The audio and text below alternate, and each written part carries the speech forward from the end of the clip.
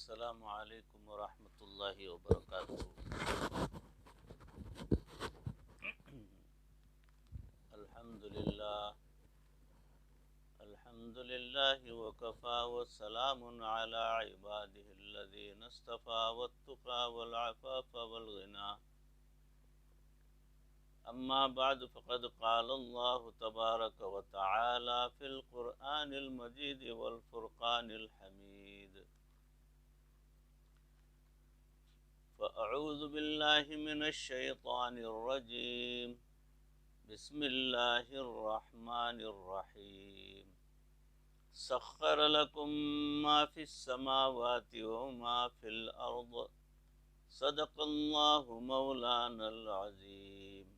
اللہم صل علی سیدنا و مولانا محمد وبارک وسلم کما تحب وترضى عدد ما تحب وترضى۔ محترم مکرم ناظرین، سامعین، حاضرین، بھائیوں، بزرگوں اور دوستوں، معزز خواتین، ہماری ماں بہنوں، تصوف کے عنوان سے موضوع چل رہا ہے تباہ کن موسیقی، یعنی موسیقی کتنی خطرناک ہے، اس کا برا اثر ہم پر کیسے ہو سکتا ہے، کتنا ہو سکتا ہے، اس تعلق سے باتیں آپ حضرات کے روبرو پیش کی جا رہی ہیں۔ سماعت فرمائیں۔ آپ گھوڑا کمرے میں لے جانا چاہتے ہیں، آپ نے دروازہ کھولا مگر گھوڑے پر مکھیاں بیٹھی ہوئی تھیں، وہ بھی گھوڑے کے ساتھ خود بخود ہی اندر داخل ہو گئیں۔ اسی طرح جب انسان بعض معلومات حاصل کرنے کا ارادہ کرتا ہے تو لاشعوری طور پر کئی اور معلومات اس کو خود بخود مل جاتی ہیں۔ یہ موضوع کی پچھلی کڑی آپ حضرات نے سماعت فرمائی ہوگی، جس میں مثالیں دی جا رہی ہیں دماغ کے تعلق سے، کہ دماغ، آنکھیں جو ہیں کچھ چیزیں دیکھتی ہیں اور کچھ عرصے کے بعد یا دیر کے بعد جب پوچھا جائے تو دماغ کے اندر جو چیزیں بیٹھی ہوئی ہیں وہ تمام باتیں یاد آتی جائیں گی اور آپ سناتے جائیں گے۔ اور کتنا محفوظ دماغ رکھتا ہے، اس کی میموری چپ کتنی بڑی ہوگی کہ سارے معلومات اس کے اندر محفوظ رہتے ہیں۔ عرصہ گزر جاتا ہے، اس کے خاکے تک آپ کے دماغ کے اندر محفوظ رہتے ہیں۔ تو گویا کہ لاشعوری طور پر کتنی ہی معلومات اس کے دماغ میں زبردستی گھس جاتی ہیں۔ یہ جو غیر شعوری طور پر معلومات دماغ میں گھس جاتی ہیں، یہ بعض اوقات بڑی نقصان دہ ثابت ہوتی ہیں اور ان کا انسان کے دماغ پر بہت برا اثر پڑ سکتا ہے۔ چنانچہ سائنس نے یہ بات ثابت کر دی ہے کہ بچہ ماں کے پیٹ میں جب 7 ماہ کا ہو جاتا ہے تو اس وقت اس کے دماغ کے اندر انفارمیشنز جانا شروع ہو جاتی ہیں۔ بچہ ابھی پیدا بھی نہیں ہوا ہوتا کہ ماں جو کچھ سوچتی ہے، جو دیکھتی ہے اور جو بولتی ہے، اس کے اثرات اس بچے کے دماغ میں جانا شروع ہو جاتے ہیں۔ چنانچہ ہمارے فقہا نے سینکڑوں سال پہلے لکھا کہ خاوند کی ڈیوٹی ہے کہ اگر اس کی بیوی حاملہ ہو تو وہ اس کو غمزدہ نہ ہونے دے، بلکہ بچے والی عورت کا لحاظ کرے اور ہر ممکن کوشش کرے کہ یہ پریشان حال نہ ہو، کیونکہ اگر حاملہ عورت ذہنی طور پر پریشان ہوگی تو اس کا بچہ بھی جو ہے ہر اعتبار سے پریشان اور بیمار ہو جائے گا، کمزور پڑ جائے گا۔ اس کا جو بھی ماں تصور کرے گی، جو کیفیت ماں کے اوپر گزرتی ہے بچے پر لازمی طور پر اس کا اثر ضرور ہوتا ہے۔ کہنے والے تو کہتے ہیں کہ ماں کی گود بچے کا پہلا مدرسہ ہوتا ہے، لیکن اب بات سمجھ میں آئی کہ نہیں، ماں کی کوکھ بچے کا پہلا مدرسہ ہوتا ہے۔ اس لیے ہمارے اکابر نے فرمایا ہے کہ جب کوئی عورت حاملہ ہو تو حرام کھانے سے اور دوسرے گناہوں سے اس کو پرہیز کرایا جائے، اس لیے کہ ان اعمال کے برے اثرات اس کے بچے پر بھی مرتب ہو سکتے ہیں۔ اگر ماں کی سوچ اچھی اور نیکی والی ہوگی تو بچے پر بھی اسی قسم کے اثرات، اچھے اثرات پڑیں گے۔ شریعت نے کہا کہ ماں باپ کو چاہیے کہ اگر بچہ چھوٹا بھی ہو تو اس کے سامنے بھی کوئی ایسی ویسی بات اور حرکت نہ کریں۔ کیوں؟ وہ اس لیے کہ اگرچہ وہ کم عمری کی وجہ سے سوچ نہیں رکھتا، مگر وہ دیکھ تو رہا ہوتا ہے۔ دیکھنے کی وجہ سے اس کے دماغ میں جا کر جو کچھ ثبت ہو رہا ہے، جب یہ بڑا ہوگا تو پھر اس کو اس کا خیال جو ہے انالیسس کرنا خود بخود آ جائے گا۔ گویا شریعت نے حیا سکھائی کہ اگر میاں بیوی آپس میں میل ملاپ بھی کرنا چاہتے ہیں تو بچہ چھوٹا بھی ہو تو پردہ کریں۔ آج کل تو ایسی بے وقوفی ہے کہ ہم چلتے پھرتے بچوں کو بھی چھوٹا سمجھتے ہیں اور کہتے ہیں کہ ان کا کیا ہے، نہ تو بچہ بول سکتا ہے اور نہ ہی کچھ کہہ سکتا ہے، لیکن بچہ جو کچھ دیکھ رہا ہے اس منظر کی وجہ سے اس بچے کے دماغ میں پتہ نہیں کیا کیا انفارمیشنز جمع ہوتی جا رہی ہوتی ہیں۔ اسی لیے ایسے بچے بے حیا بنتے ہیں۔ ماں باپ بچپن میں ہی ان کے حیا کا گلا گھونٹ دیتے ہیں، پھر روتے پھرتے ہیں کہ بیٹی عجیب نکل آئی، بیٹے نے ناک کٹوا دی۔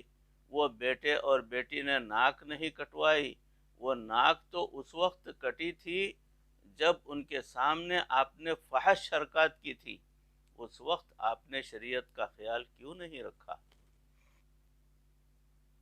جب سائنسدانوں کے سامنے اس بات کی حقیقت کھلی کہ فلاں فلاں طریقے سے انسان کا دماغ انفارمیشنز قبول کرتا ہے، تو انہوں نے اس بات پر محنت کی کہ ہم دوسرے بندے کے دماغ میں اپنی مرضی کی بات کیسے ڈالیں کہ اس کو پتہ بھی نہ چلے۔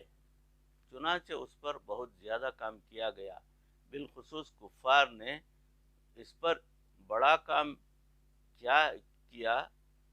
ہم کس طرح دنیا کے لوگوں کی سوچ کو اپنی مرضی کے مطابق ڈھال سکتے ہیں، دن رات کی ریسرچ کے بعد ان کو اس کا بہترین طریقہ میوزک کی شکل میں نظر آیا۔ گویا انہیں مسلمانوں کی دینی غیرت کا جنازہ نکالنے کے لیے یہ سب سے بڑا ہتھیار نظر آیا۔ میوزک سنتے وقت کیا ہوتا ہے؟ جب انسان میوزک کی آواز اور ساز سن رہا ہوتا ہے تو یہ میوزک انسان کے دماغ میں الیکٹریکل سگنلز کی شکل میں جا کر تیز ہو جاتا ہے۔ اس کو کمپیوٹر میں الیکٹریکل سگنلز کی شکل میں دیکھا جا سکتا ہے۔ چنانچہ آج کل جو بیانات کیے جاتے ہیں ان کی کیسٹ کو سی ڈی بنا کر کمپیوٹر میں بھر دیتے ہیں اور وہ اس کو ویو فارم میں دیکھ لیتے ہیں۔ ہوتا تو وہ بیان ہے، مگر کمپیوٹر اسکرین پر وہ صرف لہروں کی شکل میں نظر آ رہا ہوتا ہے، اور اس میں جہاں جہاں اسپیکر کا شور یا انسان کی کھانسی کی آواز وغیرہ ہوتی ہے سب نظر آ رہی ہوتی ہے۔ یعنی وہ گراف جو ہے زیادہ اونچا بھی ہو سکتا ہے، باریک بھی ہو سکتا ہے آواز کی نسبت سے۔ کمپیوٹر پر اس شور کو ختم کر دیتے ہیں۔ جب اس شور کو ختم کرتے ہیں تو اتنی صاف آواز سے بات ہوتی ہے کہ سننے والا سمجھتا ہے کہ شاید اس سے تو زیادہ اچھی آواز ہی کوئی نہیں ہے، یعنی اتنی صاف ہوتی ہے۔ اسی طرح آواز کو کم یا زیادہ بھی کیا جا سکتا ہے۔ آپ حیران ہوں گے کہ ہم نے ایک مشین دیکھی تو اس مشین والے نے مجھے کہا، جناب آپ کچھ بولیں۔ میں نے کچھ الفاظ بولے اور اس نے ان کو ریکارڈ کر لیا۔ پھر اس نے اس مشین میں تھوڑی سی ایڈجسٹمنٹ چینجز وغیرہ کر کے مجھے کہا، جناب آپ اب اپنی آواز سنیں۔ میں جب سنا تو وہ ہو بہو اس عاجز کے ہی وہی الفاظ تھے، مگر اب کوئی عورت بول رہی تھی۔ استغفر اللہ! یہ سن کر مجھے بڑی حیرانی ہوئی، کیونکہ ابھی تو یہ الفاظ میں نے کہے تھے۔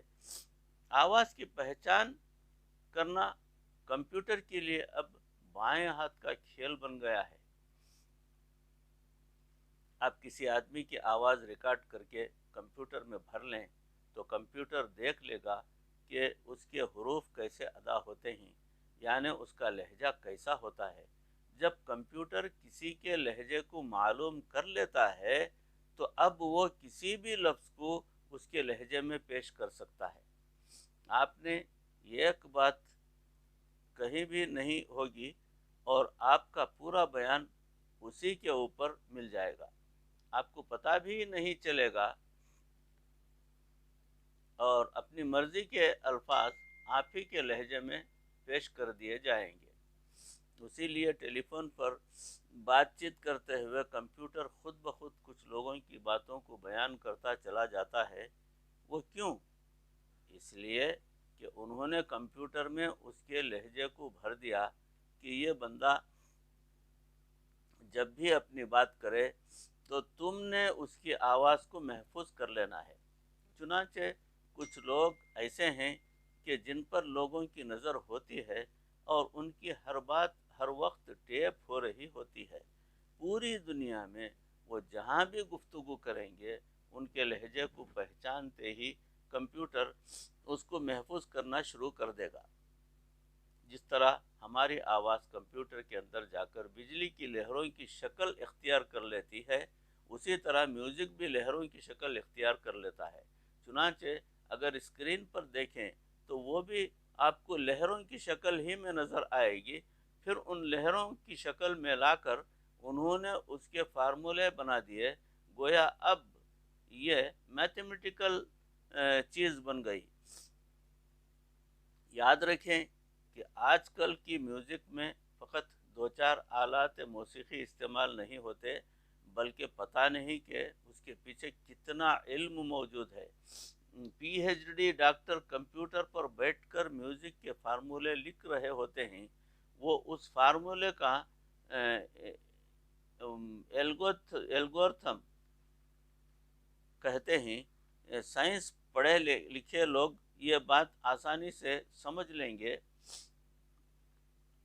جب وہ الگورتھم چل رہے ہوتے ہیں تو اس پر میوزک کی ٹون اور اونچ نیچ کنٹرول ہوتی رہتی ہے۔ اب اگلی بات سنیے جو آج سمجھانا چاہتا تھا۔ جب موسیقی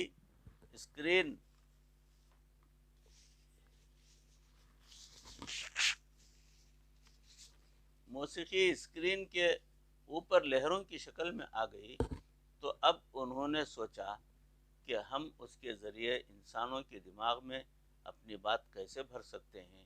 گویا انہوں نے گھوڑے کے اوپر مکھی بٹھا دی کہ گھوڑے کے لیے تو دروازہ یہ کھولیں گے اور مکھی ہماری چلی جائے گی اندر۔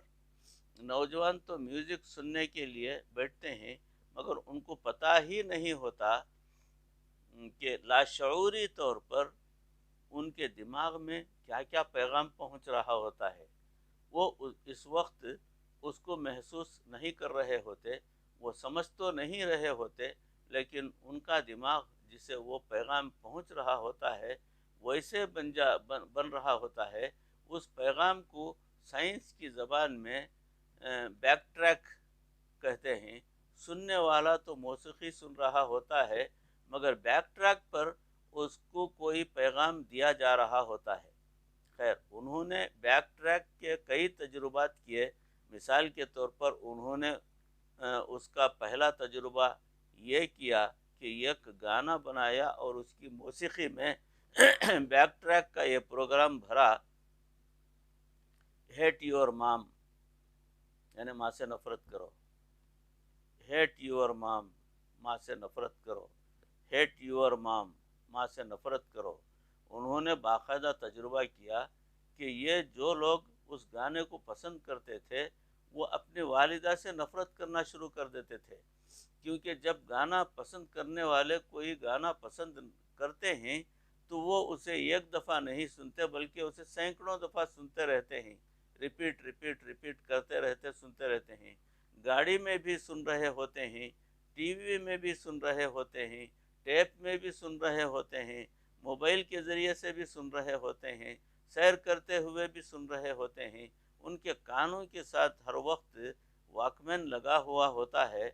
اس طرح سینکڑوں دفعہ پیغام جا رہا ہوتا ہے اور ان کے دماغ میں اچھی طرح ثبت ہو رہا ہوتا ہے۔ جب انہوں نے ہزاروں لوگوں میں اس بات کا کامیاب تجربہ کیا تو اب انہوں نے اس کا اگلا کنفرمیٹری ٹیسٹ یہ کیا کہ ایک ہٹ قسم کا گانا جیسے لوگ نارملی پسند کرتے ہیں، اس کی میوزک کے بیک ٹریک پر انہوں نے یہ پیغام دیا کہ kill your dad, kill your dad, kill your dad, یعنی اپنے باپ کو قتل کرو، اپنے باپ کو قتل کرو، اپنے باپ کو قتل کرو۔ اس میوزک سے ان کو رپورٹیں ملیں کہ کتنے ہی نوجوانوں نے اپنے باپ کو قتل کر دیا، اور بہت سے ایسے تھے جو ڈاکٹر کے پاس گئے کہ باپ کے قتل کرنے کی خواہش میرے دل میں پیدا ہو رہی ہے۔ جب ان کے یہ پیغام کا کامیابی کے ساتھ دوسرے بندوں کے ذہنوں میں بیٹھنا شروع ہو گئے تو یہ ایک نئی چیز بن گئی۔ پھر کفار نے اس کو اپنی تبلیغ کے لیے استعمال کرنا شروع کر دیا۔ چنانچہ کچھ ایسے گانے ہیں جن کے بیک ٹریک پر ہے دیر از نو گاڈ، دیر از نو گاڈ، دیر از نو گاڈ، یعنی خدا نہیں ہے، یہ ریپیٹ ہوتا رہتا ہے۔ اب اس گانے کو سننے والا عام طور پر دین سے بیزار ہوتا جاتا ہے اور اس کے دل میں دین کے تعلق سے نفرت پیدا ہونا شروع ہو جاتی ہے۔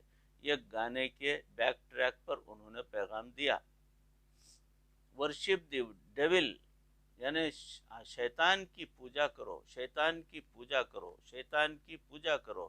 اب وہ جو سلسلہ چلا اس کی جو ہے ریکارڈنگ جو ہے دماغ تک اس کے ویوز پہنچتے گئے، اور لازمی طور پر اس کے اندر بھی وہ باتیں پیدا ہونا شروع ہو گئیں۔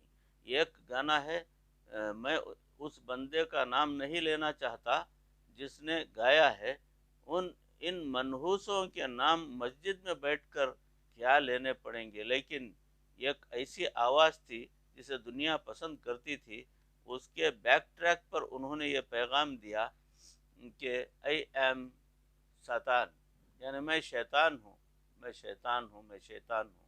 اس طریقے سے وہ جو ہے سلسلہ چلتا رہا۔ چنانچہ اس وقت ایک بڑے ملک میں جس کا نام آپ سمجھ گئے ہوں گے، نوجوانوں کی ایک بڑی جماعت ہے جو اپنے آپ کو شیطان کہلوا کر خوش ہوتی ہے، اور وہ اپنے آپ کو کہتے ہیں کہ ہم شیطان ہیں، ہم شیطان کی اولاد ہیں۔ بھائیوں، بزرگوں، دوستوں، موضوع چل رہا ہے، اسی موضوع پر انشاءاللہ اگلی مجلس میں بقیہ مضمون جو ہے آپ حضرات کے روبرو پیش کیا جائے گا۔ اس پر بہت غور کرنے کی ضرورت ہے کہ میوزک کے ذریعے سے ہمارے دل و دماغ پر کتنے برے اثرات مثبت ہوتے ہیں، اور بچوں کے دل و دماغ پر کیسے اثرات ثبت ہوتے ہیں۔ تو ان تمام چیزوں کو جو ہے مد نظر رکھتے ہوئے حتی المقدور کوشش کرنی چاہیے کہ یہ میوزک وغیرہ سے بچنے کی کوشش ہو، اور دل و دماغ کو ان چیزوں سے پاک رکھنے کی ضرورت ہے، ورنہ ہمارے دماغ کے اندر شیطانی خیالات جو ہے بڑھنا شروع ہو جائیں گے، اور پھر ہمارے اعمال کی تباہی اس سے ہونا شروع ہو جائے گی۔ پروردگار کہی سنی باتوں کو، اس عاجز کو بھی آپ تمام کو بھی عمل کرنے کی توفیق عطا فرمائے، دنیا اور آخرت بہتر فرمائے، ایمان والی زندگی اور ایمان والی موت پروردگار نصیب فرمائے۔ وآخر دعوانا ان الحمد للہ رب العالمین۔ السلام علیکم ورحمۃ اللہ وبرکاتہ۔